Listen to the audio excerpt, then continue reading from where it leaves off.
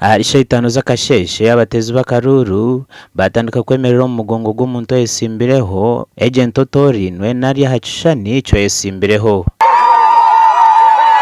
Uthman Mubaraka Kadiri mutabano w'umugenzi Kirungi Kadiri wabirari chairman wa district yatera Akaruru ke arkambarimbwire kandaha yatungo bururiga nabi na mushanju mutahiwe obarukhayahayana nawe Vincent Savana Muhumuza yatungo bururu 20 bonka Moses Mutangwa yatunga Akaruru kamwe abandi batunga ho busha.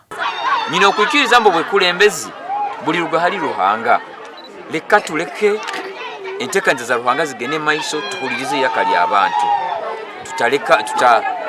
tutarumya abantu benyini betugamba tuziye okulembera.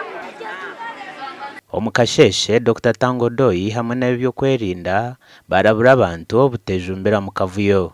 There's no business in this by-election with the person who claims I am a member of NRM, however I did not register. We don't have any problem with that. We don't have anyone. We don't want anyone of that type to come and distract our elections. I have security nitekatekangu buri sub county in security kumara kandi abarenze kubasindikayo. Aho twazakorera makuraga okurundana ebyarwo mu Karuru bya byatandikire kwakirwa hambuga nkuru za district ya Hoima omuri Kitoba kandi Uthman Kadiri Junior yabaye bembira abandi. Akaruru kabona nako kuterwe 2012 nabyo kwezi kwa mwenda omwaka ogu bwanyuma wabirari chairman wa Hoima Karungi Kadiri okufero mu rubutandu yabire Kiboga aharuguturwa Hoima Kampala. Gasha kwa Ambrozi nwagaba katoto.